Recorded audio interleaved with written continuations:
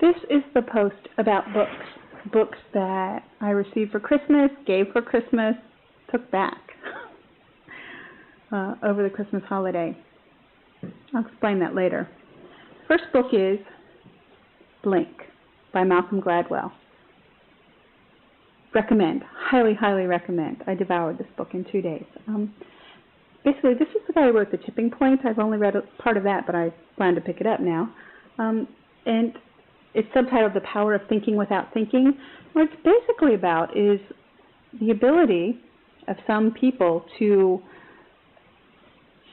like in a moment, make an informed decision because they're able to pull forth the important information out of the big picture. I don't know if I'm explaining this very well. I'm going to read, I'll condense and read and edit some of the flyleaf for you. In Blink, the author revolutionizes the way we understand the world within. Blink is a book about how we think without thinking, about choices that seem to be made in an instant, in the blink of an eye, that actually aren't as simple as they seem. Why are some people brilliant decision makers while others are consistently inept?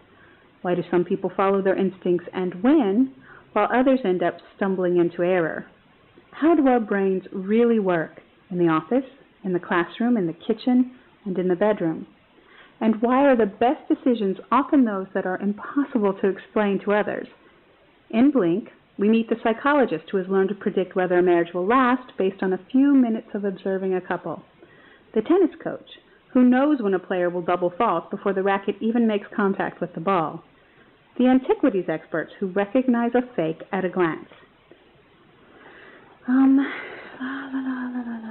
Drawing on cutting-edge neuroscience and psychology and displaying all of the brilliance that made The Tipping Point a classic, Blink changes the way you understand every decision you make. Never again will you think about thinking the same way. It's true. Read it.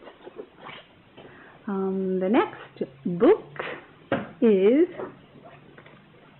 Cradle to Cradle. Remaking the way we make things.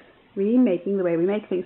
This book itself is fascinating, the story behind the book. It's totally waterproof. It's the pages are heavier, thicker, glossier. They almost have a plastic feel to them. I definitely tested this out because I love to read in the bathtub. No crinkling, no ink coming off on the fingers, and yet it's supposed to be a totally recyclable, or as they describe in this book, upcyclable product. It'll be meant to be reused again, and not just downgraded into inferior materials, which is what happens with a lot of recycling. That's why you'll notice if you read books that say, books or magazines or newspapers that say they're made on recycled materials, so it's often, number one, it's not glossy white, the pages, and the inks often come off on your fingers. Well, this book is freaking fascinating because it just talks about revolutionizing the way we think about product, all products. We made a big mistake during the Industrial Revolution. You know, everybody's aware of that now. Where there is what we thought was an infinite supply of resources is actually completely finite, and recycling is not the only answer. The true answer is retooling, rethinking, and reshaping the way we make things to begin with. I'm only about halfway through. Picking a great book. Highly recommend this one too. Oh, and I forgot to mention the story behind Cradle to Cradle.